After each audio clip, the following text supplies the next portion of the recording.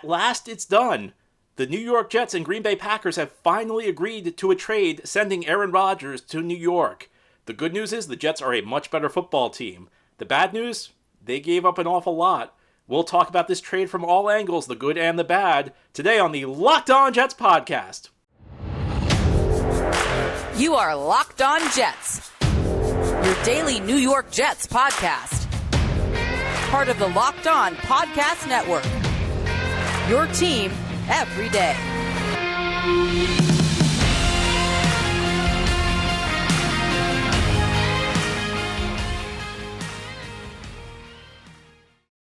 Welcome, this is the Locked On Jets podcast, part of the Locked On Podcast Network, your team every day.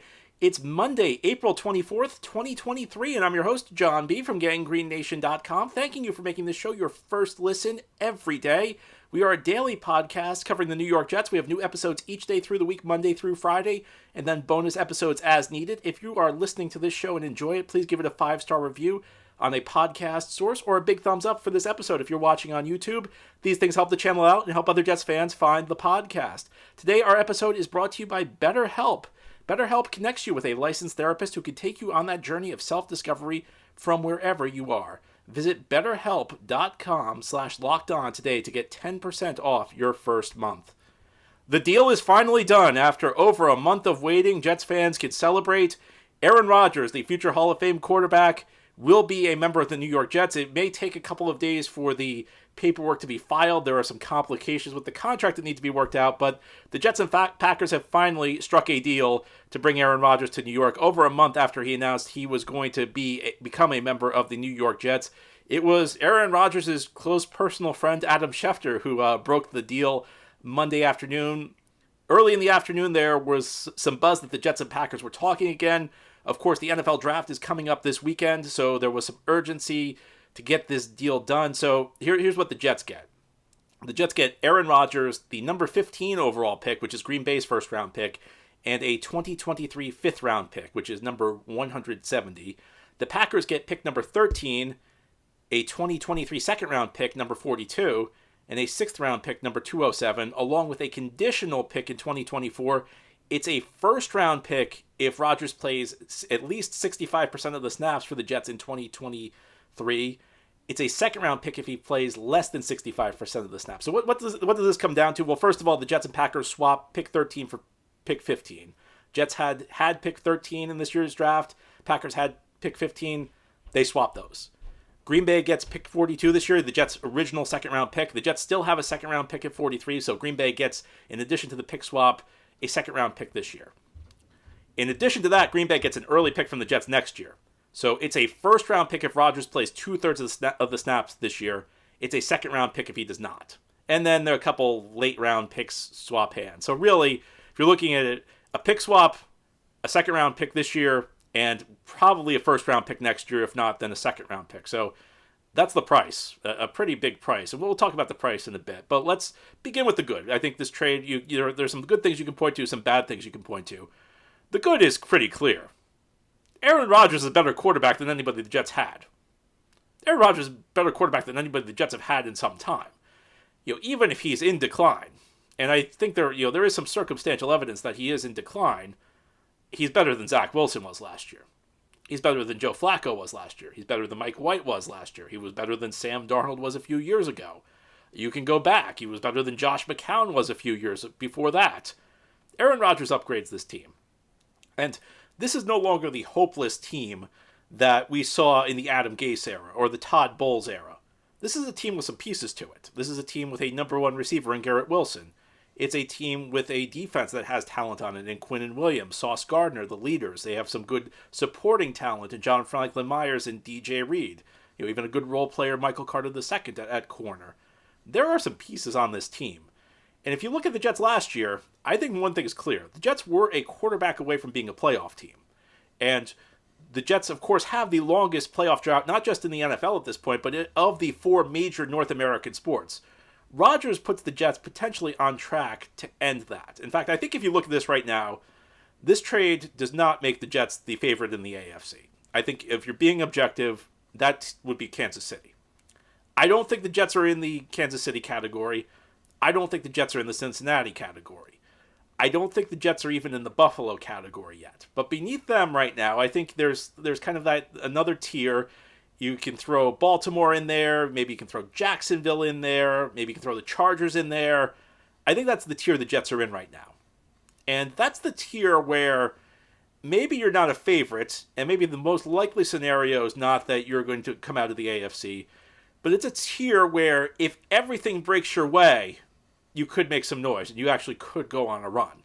And maybe that means, you just have like a throwback season from Aaron Rodgers this year, and maybe Buffalo takes a step back, and you end up running away with the East, and you end up hosting a playoff game or two in the Meadowlands.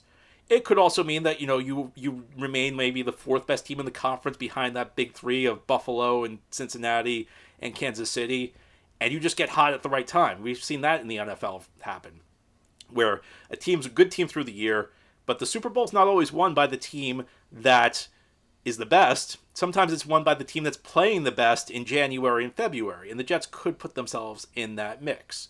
So I think when you look at this, the team was obviously defensive dominated a year ago. The Jets had one of the best defenses in the NFL. What they had also was one of the worst offenses in the NFL. And the biggest issue above all else was the quarterback position. The Jets just got nothing out of their quarterback room. And it went beyond Zach Wilson. They had no depth. I mean, Joe Flacco gave you nothing. Mike White gave you the one game against Chicago, a few moments against Minnesota, maybe even a drive or two against Buffalo. But when Mike White's giving you your best quarterback play of the year, that's not very good. And I think it's fair to say that we can expect even a declining Aaron Rodgers to vastly improve the quarterback situation for this team and potentially end that playoff drought. And beyond that, who knows? Rodgers brings an incredible pedigree. He brings an incredible track record to this team. He certainly will bring buzz, which is something we've seen in the past where the Jets the Jets are no stranger to making a move for a big name player. So I don't want to read too much into this. And I think it's also fair to say that Rodgers has not exactly been successful in helping to recruit other free agents to the Jets. But when you look at this, I mean, it's clear that the Jets are a better team after the Rodgers trade. And it's not official yet, but the Jets will be a better team after the Rodgers trade is finally executed, finally filed away with the league after they do whatever they need to do with the contract to make it work. Jets will be a better team than they were before this deal. And they're potentially, and it's been a long time since we've seen good football here.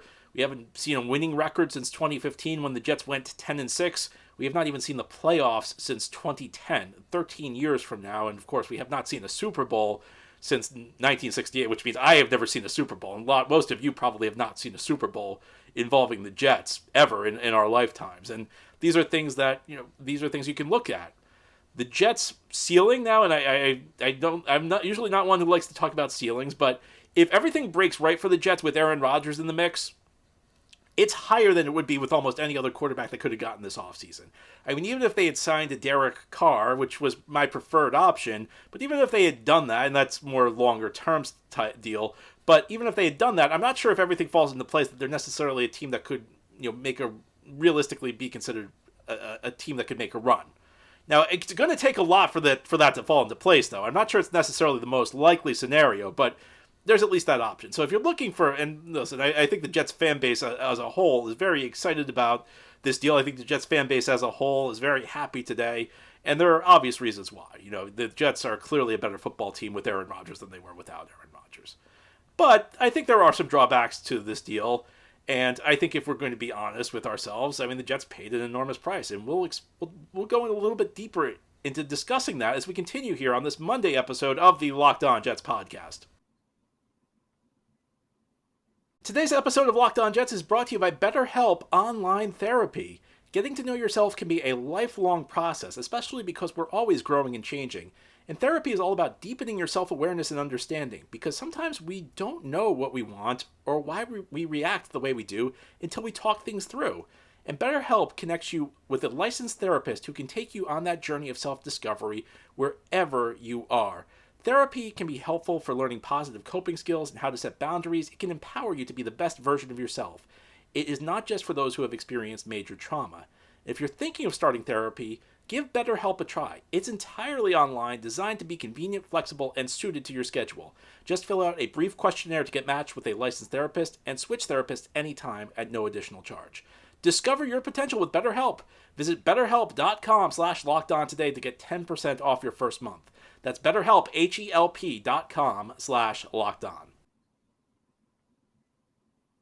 Thank you for making Locked On Jets your first listen every day. Locked On's NFL Mock Draft Special is here, and it's bigger than ever. Follow all 32 teams' first pick in a 6-episode ultimate mock draft experience only Locked On can deliver.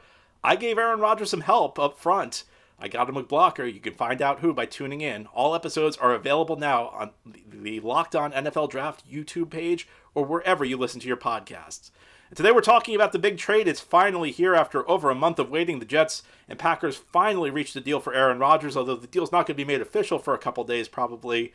The terms of the deal have been worked out, and look, there's no way around this. The Jets gave up a lot here, and I see people online acting like the Jets did not give up a lot. They gave up a lot. So to summarize the deal, there are a couple late-round picks that we won't go into. The Jets and Packers swapped their first-round picks this year. Jets go from 13 to 15. Packers go from 15 to 13. Probably not a huge deal. Dropping 2 spots in the first round is not a big deal. The big part of the trade are the picks that come after that. The Jets give up their second-round pick this year, or their early second-round pick, I should say, because they had 2. They gave up their early second-round pick this year, which is pick number 42, and an early pick next year, which most likely is going to be a first-round pick, because the Packers get a first-round pick if Rodgers plays at least 65% of the plays for the Jets this year. That's an awfully high price to pay. And I've talked about this on the show. You every day, or who listen to this podcast every day because it is 5 days a week. You know what I've said over the last couple of weeks. You have to think this through.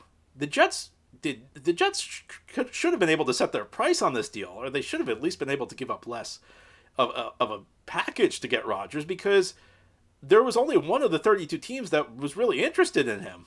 And he already said he wanted to come play for the Jets. And even if another team jumped in, the Jets, Rodgers said he wanted to play for the Jets, and Rodgers essentially could have said, I'm going to the Jets or I'm retiring. So even though he may not have technically had a no-trade clause, Aaron Rodgers did, because he could pretty much dictate where he wanted to go. And I look at this, and I can't get over the fact the Jets gave up a first-round pick. And I think that this will have negative consequences for the franchise. And listen, there's positives to this deal. But I think you have to look at this price. The Jets, I think the Jets negotiated poorly here. Now, I see some people online saying, well, it's going to be a late first-round pick, so it's not a big deal. Well, late first-round picks, when did the late first-round pick not become valuable? Well, since when is a late first-round pick a pick in the 20s? Then let's say they get that. That's a valuable pick. So is the second-round pick this year. Second round is a spot in the draft where you tend to get your best bang for the buck, because there's still a lot of good players available, but their salaries the first 4 years are very low. And when I look at this, I'm not entirely sure why the Jets had to pay so much for Rodgers. And it's almost like the Packers out-negotiated them, because the Packers could not bring Rodgers back. There was simply no way to bring Rodgers back. They could not have Rodgers show up to training camp and create a circus, and there was nowhere else he would go. Nobody else wanted him. So it's almost like the Jets paid a premium, and they really did not need to. And I look at this, I think the first-round pick more than anything is what has me confused, because there were reports over the last couple of weeks that one of the reasons the Jets were nervous about trading a first-round pick for Rodgers was that they heard the Pat McAfee show, and they heard Rodgers was 90% retired. So that's what he said. He said he was 90% sure he was going to retire when he did the McAfee show and he announced that he was coming to the Jets. So they ended up working out a deal where they're probably giving Green Bay a first-round pick, and there's a condition, but the condition is not even remotely tied to Rodgers playing 2 seasons with the team. So I look at this and I say, well, what happened there? You were so nervous about giving up a first-round pick if Rodgers did not play 2 seasons, and then you end up essentially creating a condition, a very soft condition. I mean, the Jets really have protected themselves minimally against any bad outcome in this deal, because the only way they're not giving up a first-round pick is if Rodgers misses more than 1/3 of the season. And if that happens, they're probably giving up a high second-round pick. So it's not even like... So Green Bay's probably looking at a pick between 20 and 40 either way, on top of a second-round pick this year. I think the Jets did a poor job negotiating. I know people won't want to hear this. I know today everybody only wants to hear the good about the Aaron Rodgers trade, and there is good. The first segment I talked about it. Jets are a better team. The Jets have set themselves in a spot where they probably will be a playoff team in the AFC. They'll probably end that long playoff drought. They could potentially, if everything falls into place, maybe make a run if Rodgers is still playing at his peak level. Will he be? We'll see. But if we still have peak Aaron Rodgers at 39, then Jets could be right there with everybody. But looking at this deal, I really don't understand why the Jets had to give up as much as they did. And again, it's almost like they did not think it through. It's almost like they panicked a little bit with this. And I guess it's easy to say, well, it's only a couple of picks, but you only get one shot to get a premium talent every year in the NFL with the first round pick. And the first round pick's your most valuable asset as an NFL team. And I shouldn't need to explain to you why that is. I mean, look at Sauce Gardner. Look at Garrett Wilson. Now, of course, you can very easily miss on a first round pick. That's fair. And I know if Sauce Gardner and Garrett Wilson were top 10 picks, but you look anywhere in the draft, anywhere in the first round, you can get a really good player at a cost-controlled level. And you saw the value of that last year. And the Jets are essentially giving away one of those opportunities. And not only that, they're giving away a second-round pick. So your second-best asset, even though I know they traded Elijah Moore to get another second-round pick this year, but you've given up two of your best assets for a guy who really had no market to him. It's not like there was another team in there bidding. And I think, you also look at this, you hit on a first or a second-round pick, that could be a guy who's with you for 8 to 10 years. And I think part of the issue I have with the price is Rodgers is 39 years old. He's going to be 40 during the season. So you're only getting him maybe 2 years at most. I think it's fair to say, the fact he said he was 90% leaning towards retirement suggests he's not going to be long for this league.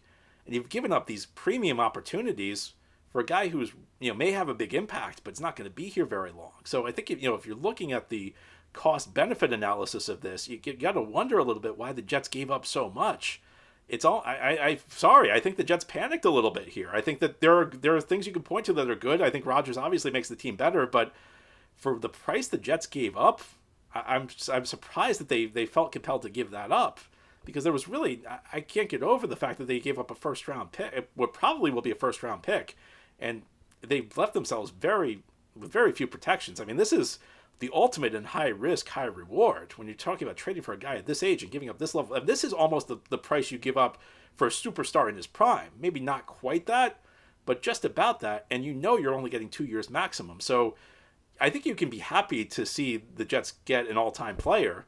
But I think you look at the price, they did not do a good job with the negotiations. I think that they clearly panicked a little bit. They clearly overpaid a little bit. Maybe more than a little bit. I think that this was not a smooth negotiation from the Jets, and my suspicions that Woody Johnson maybe dictated things a little bit, because I just don't see how you can justify giving this price for a guy who's just about to retire. So that's what I see as the number one negative to this trade. I've talked about the positive.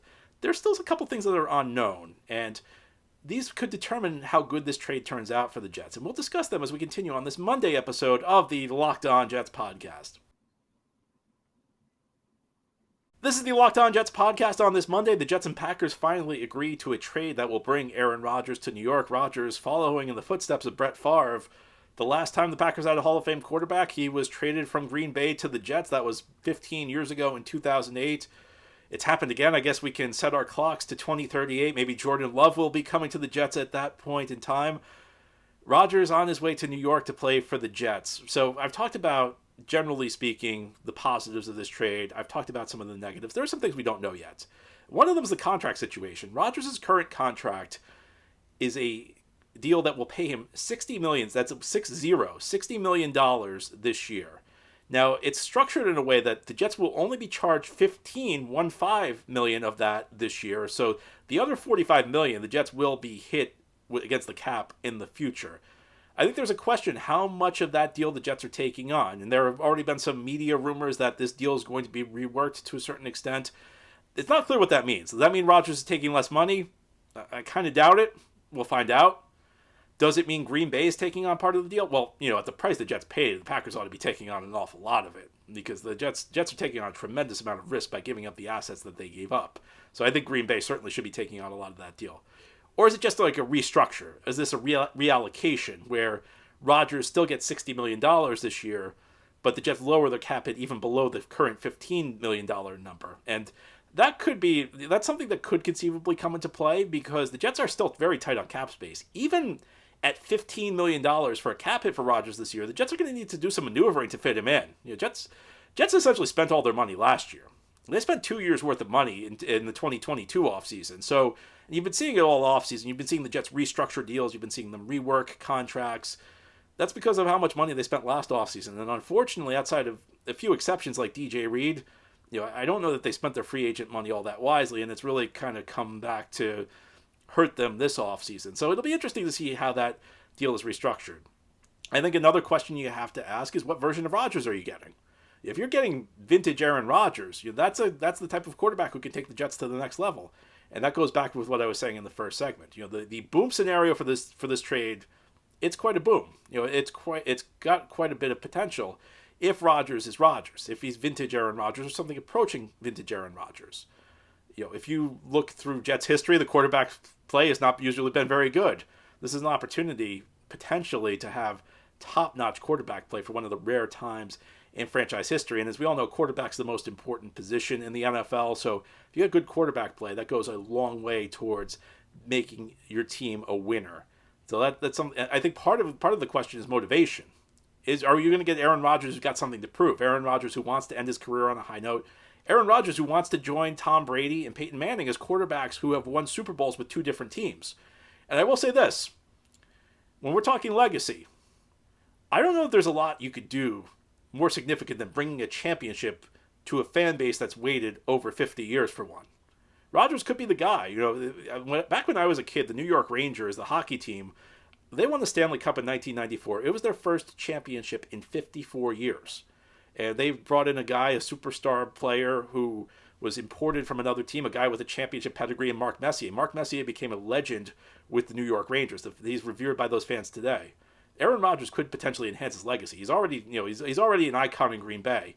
He could become an icon in the second city, in the biggest market in the league, with an opportunity to end one of the longest Super Bowl droughts ever. I mean, if you want to, there's not much Aaron Rodgers can do to really add to his accomplishments, but that's something he could do. And the question is, how motivated is he? Is he going to come in? Is he going to come in great shape? Is he going to be breathing fire? Does he have something to prove to Green Bay? I mean, we know he's not happy with the way that situation ended in Green Bay. And after the McAfee show appearance a few weeks ago, I commented on that. It sounded like, at least from that interview, like he really wants to show Green Bay something. Now, on the other hand, he is coming off the worst season of his career, a year where he did not have a single 300-yard passing game. He's approaching an age where there are not many examples of quarterbacks maintaining a high level of play. So that's an open question. And when you talk about these deals, we can give our initial impressions today. Nobody ever knows how these deals are going to work out. You look at some of the best deals in the history of the league, a lot of them were heavily criticized at the time they were made. You look at some of the worst deals in the history of the league, or you can even go to other sports. They were praised at the time they were made. So we don't really know. So these are, as I see it, these are the pros and the cons of how things worked out today, as I've described on the show. But there's a lot that's not known. And these things will help determine whether or not we remember this day as a positive day, or maybe not such a positive day. We're going to talk plenty about Rodgers in the weeks and the days and weeks ahead. I hope you'll join us again. Again, this is a daily podcast. You everydayers know it. We have new episodes each day, Monday through Friday. I hope you'll join us tomorrow. But for today, this has been the Locked On Jets podcast, part of the Locked On Podcast Network. Your team every day is our motto. As always, if you enjoy the show, hit the subscribe button where you're watching or listening so that you'll never miss an episode. If you're watching on YouTube, please give this episode a big thumbs up. Helps the channel out, helps other Jets fans find the podcast. Have a great Monday, everybody. We'll be back tomorrow to talk more Jets and more Aaron Rodgers.